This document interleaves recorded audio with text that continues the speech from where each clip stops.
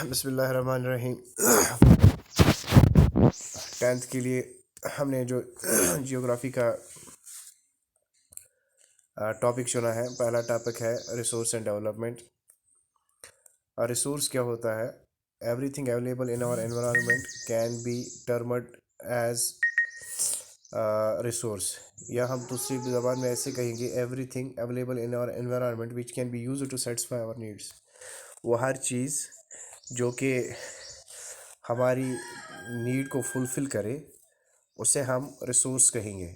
ठीक है, तो रिसोर्स क्या होता है? जो ह्यूमन यूटिलिटी के लिए इस्तेमाल होता है उसे हम रिसोर्स कहेंगे। ठीक है बच्चे, तो रिसोर्स जब हम इसका डेफिनेशन लिखेंगे, आप ज़रा ध्यान से देखिए, सुनिए मेरी बात, ताकि आपको डेफिनेशन क्लियर हो जाए। अगर कोई लिखना चाहता है वो लिख सकता है। Everything available in our environment which can be used to satisfy our needs provided it is technologically accessible, economically feasible and culturally acceptable can be termed as resource। इसे हम रिसोर्स कह सकते हैं। कोई भी चीज़ हमारे एनवायरनमेंट में, जो कोई भी चीज़ है जो कि इंसान की नीड्स को सेटिस्फाई करे, इंसान ही नहीं, एक बात याद रखिए, यहाँ पर मैं थोड़ा मिस्टेक कर गया। किसी भी जानवर की बेसिक नीड्स जहाँ पर फुलफ़िल होगी उसे हम रिसोर्स कहेंगे। देखिए, रिसोर्स इंसान भी इस्तेमाल करता है, रिसोर्स जो है वो जानवर भी इस्तेमाल करते हैं। तो इसलिए रिसोर्स जो है एनवायरनमेंट में किसी भी जीव जाति की बेसिक नीड्स को जो सेटिस्फाई करे उसे हम रिसोर्स कहेंगे। तो यहाँ पर ज़्यादातर बात हम ह्यूमन बींग्स की करते हैं, क्योंकि ह्यूमन ही एक ऐसा जानवर है जो कि अपने लिए रिसोर्सेज खुद डेवलप कर सकता है, और बाकी जो जानवर हैं वो नेचुरल रिसोर्सेज पे डिपेंड करते हैं, या वो रिसोर्सेज जो इंसान ने उनके लिए बनाए हैं उस पर डिपेंड करते हैं। तो यहाँ पर जो है जो प्राइम जो है वो है ह्यूमन बीइंग। तो ह्यूमन बीइंग के एनवायरनमेंट में जो कुछ भी है उसे हम रिसोर्स कह सकते हैं, और जो कोई भी चीज़ आपकी नीड्स को सेटिस्फाई करे उसे हम रिसोर्स कह सकते हैं। तो सिमिलरली, चाहे वो जो रिसोर्स है वो चाहे टेक्नोलॉजिकली एक्सेसिबल हो, चाहे वो इकोनॉमिकली फिजिबल हो, चाहे वो कल्चरली एक्सेप्टेबल हो, इन सब को हम रिसोर्स कहेंगे। तो रिसोर्स जो होते हैं ये दो तरह के होते हैं, एक तो नेचुरल रिसोर्सेज होते हैं, एक ह्यूमन रिसोर्सेज होते हैं।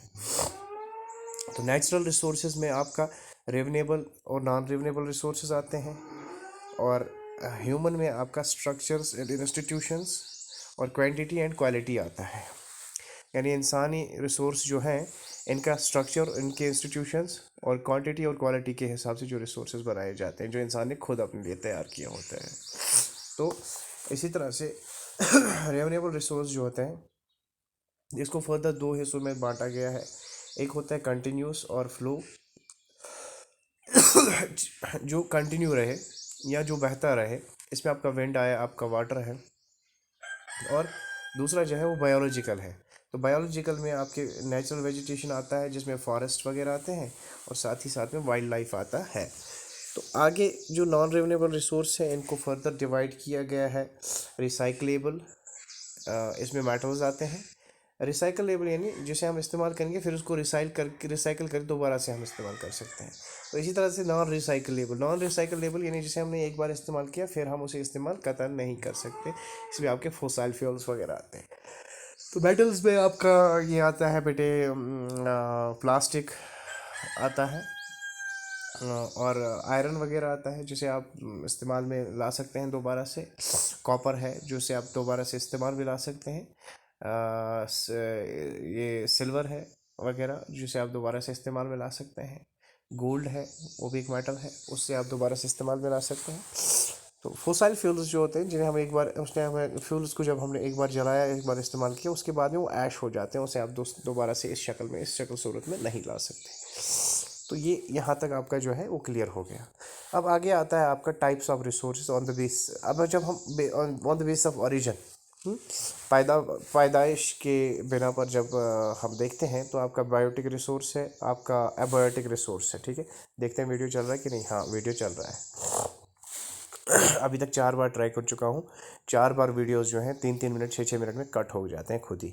अब देखते हैं ये कहाँ तक चलेगा। तो बायोटेक जो होता है ये वो है, वो रिसोर्सेज है जिन्हें हम ऑब्टेन करते हैं बायोस्फीयर से। या हम बायोस्फीयर से हम इन्हें ऑब्टेन तो करते हैं और इनमें लाइफ होती है जिसमें ह्यूमन बीइंग आता है, फ्लोरा फ्यूना है, आपका फिशरीज है, लाइफ स्टॉक है। देखिए ये क्या होता है, यानी ये वो रिसोर्स है जो हमें बायोस्फीयर से प्राप्त होता है। इसमें जान होती है और जान इंसान में होती है। इंसान एक बायोटिक रिसोर्स है। आपका फ्लोरा फ्यूना है, आपकी जो जंगल है, पेड़ पौधे हैं, उनमें रहने वाले जो जीव जाति हैं, चाहे वो जो भी परिंदे हैं, चरिंदे हैं, बाकी चीज़ें हैं, कीड़े मकोड़े हैं, वो सारे इसमें आते हैं। फिशरीज़ हैं आपके, जो मछलियाँ वगैरह आते हैं। आपका लाइफ स्टॉक है, लाइफ स्टॉक में आपकी जो मवेशी आते हैं, गाय है, भैंस है, भेड़ है, बकरी है, कैमल है, वगैरह वगैरह, जो भी आपका लाइफ स्टॉक होता है। तो ये आता है बायोटिक रिसोर्स। और एबायोटिक रिसोर्स क्या होता है? एबायोटिक रिसोर्स में होता है वो सारी चीज़ें जो कंपोज की जाती हैं नॉन लिविंग थिंग से, उन्हें हम एबायोटिक रिसोर्स कहेंगे। ठीक है ना? वो चीज़ें जिन्हें हमने नॉन लिविंग थिंग से बनाया हुआ है उसे एबायोटिक रिसोर्स कहेंगे। जिसमें आपके रॉकेट्स हैं, आपके मेटल्स हैं। देखिए रॉकेट्स बनते हैं वो नॉन लिविंग थिंग से बनाए जाते हैं। आपके मेटल्स जो हैं वो नॉन लिविंग थिंग से बनाए जाते हैं, तो उन्हें हम एबायोटिक रिसोर्स कहेंगे। तो सिमिलरली हम बायोटिक हम कहेंगे लिविंग रिसोर्सेज, एबायोटिक कहेंगे हम नॉन लिविंग रिसोर्सेज। तो ये होता है on the base of origin. On the base of origin हमने देखा इसकी 2 किस्में हैं। अब on the basis of accessibility, तो इस बिना पर जो रेवनेबल जो रिसोर्सेज हैं, सॉरी, इसमें आता है रेवनेबल और नॉन रेवनेबल रिसोर्स। देखिए बेटे क्या है, एक्सेसिबिलिटी यानी ख़त्म होने वाली जो होती हैं, जो एग्जॉस्ट हो जाते हैं। तो इसमें 2 तरह के हैं। एक तो आपका आता है एक रेवनेबल रिसोर्स आता है, एक आता है आपका नॉन रेवनेबल रिसोर्स। पहले ही मैंने डिस्कस किया हुआ है। रेवनेबल रिसोर्स क्या होता है, जिसे हम दोबारा से इस्तेमाल में ला सकते हैं, रिन्यू कर सकते हैं, रिप्रोड्यूस कर सकते हैं, फिज़िकली या केमिकली या मैकेनिकली प्रोसेस के थ्रू। इसे हम रेवनेबल रिसोर्स कहेंगे। या हम इसे रिपेंशिबल रिसोर्सेज हम कहेंगे, जिसमें आपका सोलर आता है। सोलर हम देखिए आपके घर में सोलर लगा हुआ है, आप उसे बार बार इस्तेमाल कर सकते हैं, दैट्स काइंड रेवनेबल, यानी हम उसे हम दोबारा से इस्तेमाल में ला सकते हैं। आपका विंड है, उसे हम दोबारा से इस्तेमाल, पानी है, आपका फॉरेस्ट है, वाइल्ड लाइफ है, ये सारे रेवनेबल रिसोर्सेज यानी जिन्हें हम बार बार इस्तेमाल में ला सकते हैं।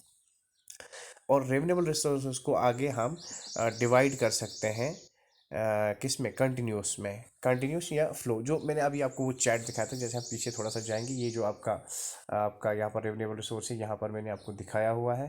ठीक है बेटे, देखते हैं वीडियो चल रहा है। हाँ वीडियो चल रहा है। तो यहाँ पर जो हमने देखा था, ये जो हमने देखा था, ये जो हमने देखा था, यहाँ पर जो हमने देखा था, तो इस तरह से इसे हमने इस्तेमाल में लाना है। तो पहले ये सब डिस्कस किया हुआ है। अब नॉन रेवनेबल रिसोर्सेज क्या है, यानी ये वो रिसोर्सेज हैं, ये वो रिसोर्सेज हैं इन्हें हम दोबारा से इस्तेमाल में नहीं ला सकते। जैसे these occur over a very long geological time, एक जियोलॉजिकल टाइम में बहुत एक रिसोर्स होता है जिसे हज़ारों मिलियंस ऑफ ईयर्स लगते हैं बनने में, फिर हम उसे इस्तेमाल करते हैं, वो ख़त्म हो जाता है, फिर उसमें मिलियंस ऑफ ईयर्स लगेंगे फिर से उस रिसोर्स में, यानी उसको हम काउंट कर सकते हैं कि ये नॉन रेवनेबल रिसोर्स है, जिसमें आपके मिनरल्स हैं, फॉसाइल फ्यूल्स हैं आपके। और कैसे हम उसको दोबारा से इस्तेमाल में ला सकते हैं? नहीं ला सकते। हमने डिस्कस किया, अभी हम थोड़ा सा पीछे फिर से जाएंगे। आप देखिए यहाँ पर नॉन रिन्यूएबल रिसोर्स में हमने देखा कि फॉसाइल फ्यूल्स, ये जो यहाँ पर आपका फॉसाइल फ्यूल्स है, फॉसाइल फ्यूल्स में हमने देखा है यहाँ पर, सॉरी, ये यहाँ पर है आपके फॉसाइल फ्यूल्स है यहाँ पर, और यहाँ पर जो है इन्हें हम नॉन रिन्यूएबल रिसोर्सेज में डालते हैं बच्चे। ठीक है, देखते हैं वीडियो चल रहा है कि नहीं। हाँ जी चल रहा है, वीडियो चल रहा है, शुक्र है अल्लाह का, अभी चल रहा है। तो यानी जिसे हम दोबारा से इस्तेमाल में नहीं, जैसे मैंने अभी आपके साथ डिस्कस किया, जब हम फॉसाइल फ्यूल्स को जलाते हैं उनका ऐश हो जाता है, ऐश होगा तो फिर हम उनको कैसे इस्तेमाल कर सकते हैं? ठीक है ना। तो यहाँ पर जो है नॉन रिन्यूएबल रिसोर्सेज की जब हम बात करते हैं, इसमें मिनरल्स, फॉसाइल फ्यूल्स और एग्जाम्पल्स ऑफ सच रिसोर्सेज हैं। ये सारी एग्जाम्पल्स हैं किसके, नॉन रिन्यूएबल रिसोर्स के। अब इतना है कि ये जो रिसोर्सेज हैं इन्हें मिलियंस ऑफ ईयर्स लगते हैं फॉर्म होने में, and takes millions of years in their formation. Some of resources like metals are recyclable and some like fossil fuels cannot be recycled. कुछ metals हैं जिन्हें हम जो रिसाइकल होते हैं और कुछ जो है वो रिसाइकल नहीं होते, जो हमने अभी डिस्कस किया हुआ है। ठीक है, तो ये एग्जॉस्ट हो जाते हैं जब हम इनका इस्तेमाल करते हैं, तो ये ख़त्म हो जाते हैं। ठीक है बच्चे, तो इस तरह से आपका एक्सेसिबिलिटी के बेस पे जो आपके दो टाइप्स ऑफ रिसोर्सेज हैं, जिसमें रेवनेबल है और नॉन रेवनेबल रिसोर्सेज हैं, तो ये क्लियर हो जाता है यहाँ पर। तो ओनरशिप के बिना पर, on the basis of ownership, जैसे हमारा यहाँ पर है, ये मैं ब्रश लूँगा, ये आपका on the basis of ownership. On the basis of ownership जो है, इसमें आते हैं आपके इंडिविजुअल रिसोर्सेज आते हैं। ठीक है बच्चे, इंडिविजुअल रिसोर्स आता है आपका, और दूसरा आता है कम्युनिटी ओनड रिसोर्सेज। ठीक है, तो इंडिविजुअल और कम्युनिटी ओनड रिसोर्सेज हैं इसमें। ठीक है, तो कम्युनिटी, सबसे पहले देखेंगे कि इंडिविजुअल रिसोर्सेज क्या होते हैं। Individual resources there are also owned privately by individuals, यानी जो एक शख्स प्राइवेटली जो इस्तेमाल करता है, प्राइवेटली जिन्हें हम प्राइवेटली इस्तेमाल करते हैं, उन्हें हम इंडिविजुअल रिसोर्सेज कहते हैं। तो many farmers own land which is allotted to them by government against the payment of revenue. बहुत सारे ऐसे फार्मर्स होते हैं जिन्हें गवर्नमेंट अलॉट करती है एक पर्टिकुलर पीस ऑफ लैंड। तो वो जब उस पर क्या कहते हैं, एग्रीकल्चर करते हैं, तो उसके एवज़ में उन्हें गवर्नमेंट को क्या देना पड़ता है, वो गवर्नमेंट को टैक्स वगैरह देते हैं, या उसका रेवेन्यू देते हैं, या उसके पेमेंट्स देते हैं।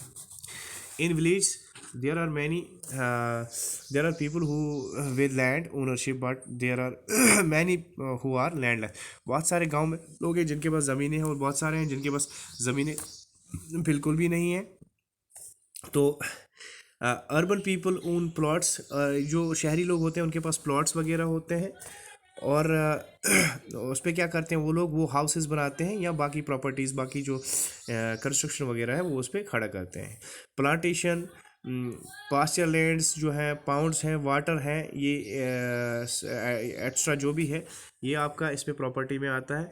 तो ये कुछ एग्जांपल्स हैं रिसोर्सेज की, रिसोर्स ओनरशिप बाय इंडिविजुअल। जैसे किसी ने एक बाग बनाया है, वो जो है वो उसका अपना ज़ाती बाग है। किसी ने ऑर्चिड के ये लगाए हैं, किसी ने अखरोट के बाग बनाए हैं, किसी ने एप्पल के बाग बनाए हैं, कोई शख्स है उसने कई और बाग बनाए हैं। वो इंडिविजुअल रिसोर्स में आते हैं, यानी वो पर्सनली किसी का है, जो उसका अपना रिसोर्स है, इसे दूसरे लोग इस्तेमाल नहीं कर सकते, ये वही इस्तेमाल कर सकता है। तो ये आते हैं ओनरशिप में, क्योंकि इसे ओन किया होता है on the base of ownership. इसे किसी इंडिविजुअल, इसे हम इंडिविजुअल रिसोर्स, ये किसी एक इंसान की प्रॉपर्टी है, ये एक इंसान का रिसोर्स है जिसे वही इस्तेमाल कर सकता है, इसे बाकी लोग इस्तेमाल नहीं कर सकते। तो इस तरह से अब आपके लिए एक काम है, आप ज़रा ये कीजिए, make a list of resources owned by your household. जैसे आपके घर वालों ने कौन कौन से रिसोर्सेज हैं जो पर्सनल रिसोर्सेज हैं, उनके इंडिविजुअल रिसोर्सेज जिन्हें हम कहेंगे, उनका एक लिस्ट बनाइए। जैसे आपके घर में बाग होगा, आपके घर में जो आपका किचन गार्डन है वो होगा, आपकी ज़मीनें होंगी जहाँ पर आप पैडी वगैरह, मेज़ वगैरह जो है वो उगाते होंगे, वो इसमें आता है। उसका आप एक लिस्ट बनाइए, और लिस्ट बनाकर मुझे यहाँ पर डालिएगा, ताकि मैं देखूँ कि आपको कितना समझ आ चुका है। तो फिर जब हम ओनरशिप की बात करते हैं, जब हमने इंडिविजुअल रिसोर्स देखा, तो इंडिविजुअल रिसोर्स के बाद हमने क्या किया, हमने कम्युनिटी ओन्ड रिसोर्सेज आप देख लें, जो दूसरा इसका कसम है, जो इसके दूसरा टाइप है। तो कम्युनिटी ओनर्ड रिसोर्सेज क्या होते हैं? कम्युनिटी ओनर्ड रिसोर्सेज वो होते हैं, there are resources which are accessible to all members of the community. ये वो रिसोर्सेज होते हैं जो हाँ एक कम्युनिटी मिलकर इसे इस्तेमाल करते हैं। ये एक कम्युनिटी के, जैसे इंडिविजुअल रिसोर्स किसी एक इंडिविजुअल का है, उसे कम्युनिटी इस्तेमाल नहीं कर सकती। कम्युनिटी बहुत सारे लोग होते हैं जिनके जो रिसोर्स का कलेक्टिवली इस्तेमाल कर सकते हैं। ठीक है, जैसे विलेज कॉमन्स में जो होते हैं, कॉमन विलेज में जैसे ग्रेजिंग ग्राउंड्स होते हैं, ग्रेजिंग ग्राउंड्स होते हैं जिसमें आपके मवेशी घास वगैरह खाते हैं, वो होते हैं कम्युनिटी रिसोर्सेज, जिसमें आपके गांव में जितने भी लोग मवेशी पालन करते हैं वो सब इसका इस्तेमाल करते हैं।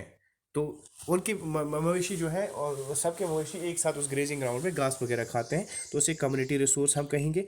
ब्यूरल ग्राउंड्स है, जैसे ग्रेवयार्ड्स हैं हमारे।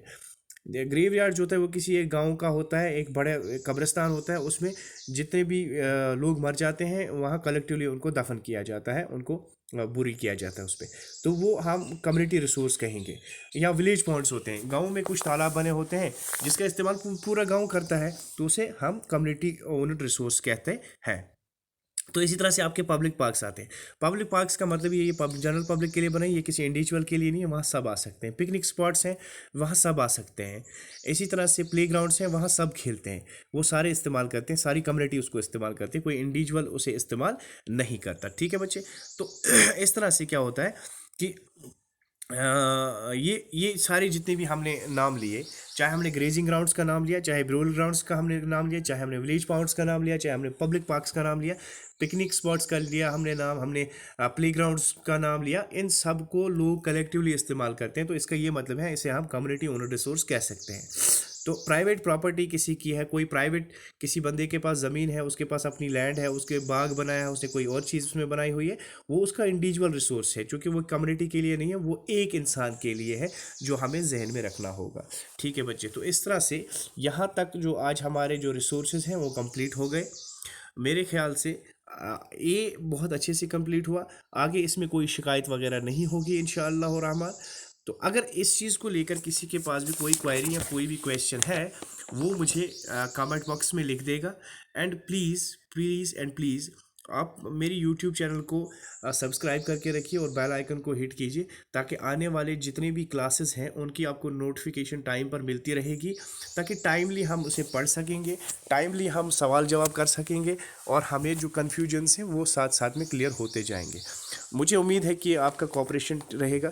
जब आप कोऑपरेट करेंगे तभी हम जियो को ख़त्म कर सकते हैं। अदरवाइज़ ये मेरा सब्जेक्ट नहीं था, एक टीम वर्क के तौर पर और आपकी टाइम को मद्देनज़र रखते हुए मैंने ये उठाया। अदरवाइज़ मैं रिवीजन भी करा सकता था अपने सब्जेक्ट का। और इस वक्त जो मेरी करंट तबीयत है वो बहुत ज़्यादा ख़राब है।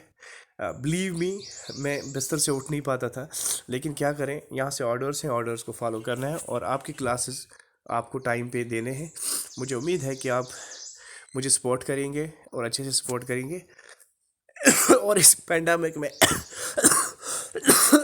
एक वाहिद यही रिसोर्स है ऑनलाइन टीचिंग का, जो हम अपना सकते हैं।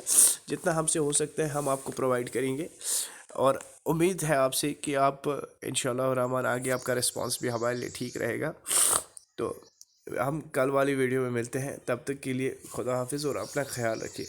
बराए मेहरबानी घरों में रहिएगा, गैर ज़रूरी बाहर ना जाएं, और अपने प्यारों का ख्याल रखें, और लोगों को समझाएं कि कम्युनिटी ट्रांसमिशन में ये वायरस आ चुका है।